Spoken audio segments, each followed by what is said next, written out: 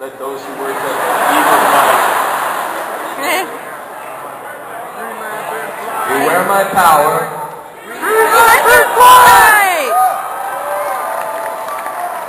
You guys will all know it in a few months. Oh boy. Front row blew it though. Or and ordinary magic. Oh, whoa. Dude, lay off Netflix.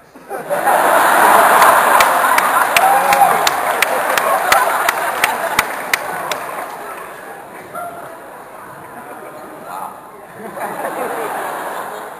My mother doesn't know about that movie. Why were you gone for 3 months? I'm 13, you should know. Not a movie. Sorry.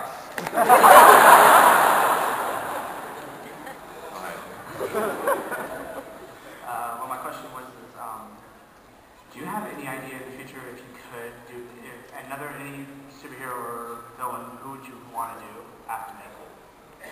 Well, I almost went, guys, I was going to come in here and tell you I've been playing The Flash with April Fool's Day. Oh, my God. That was a little dangerous, so I was also told that afternoon it's no longer April Fool's Day. So, some sort of Irish-Canadian thing. I think I've reached my quota. I think I will be systematically murdered if I played anymore. I think I've done my fair share. I mean, this is just to be able to be here and sitting before you talking about this incredible movie that's a pretty big gift for me right now. So yeah, I'm good. I'm good where I'm at.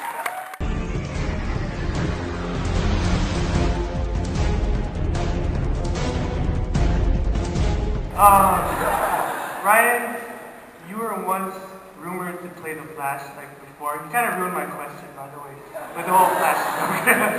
But yeah, I was wondering what happened to that project, or if that was ever really true. And as for the current Flash project, who do you think should play, I guess, Barry? That's a good question. That's tough. It's a great role. I mean, it's one of the best. You should play the Flash, and then we'll do a Flash Green Lantern movie. Yeah. That won't turn me into some kind of ass pudding. Die. Who'd make a good Wally West? Is that who you're wondering? Yeah. I don't. Whoa, guys. I don't know. I kind of think Bradley Cooper would make it pretty good. Yeah, why not? He's underrated. What was it like working with each other? Like, did he keep you on your toes and stuff like that? Was he annoying a little bit? I owe you money? You can go first. Well, I mean, these movies, everything is done pretty carefully in terms of casting and all that stuff. And, we actually got a chance to kind of read together a little bit before we were trying to figure out who's playing what and all that stuff. And we just had chemistry. And chemistry really, genuinely, was one of the few things in film that you can't just invent or create. It's either there or it's not.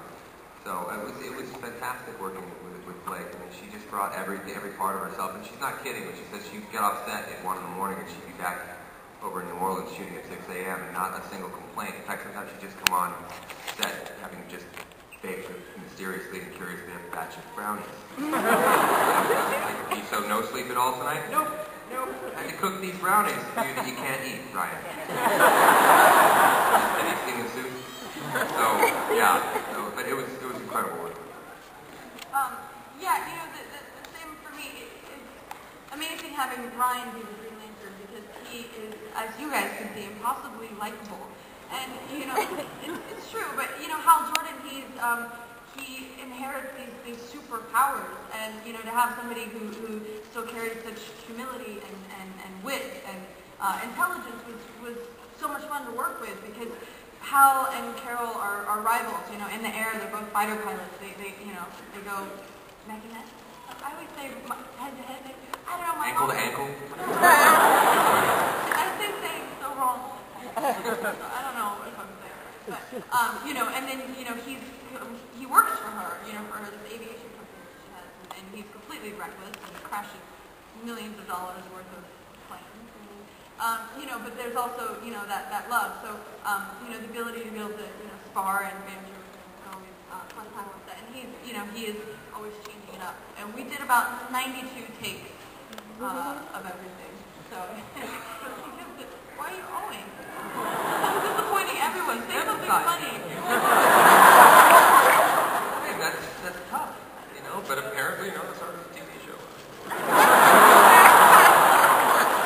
I should have given the real answer of what it was like to work. I'm ready to hear it. I think they are too. You don't want to be in a motion capture suit, by the way, in August in Louisiana. It's a lot like a coffin with a zipper.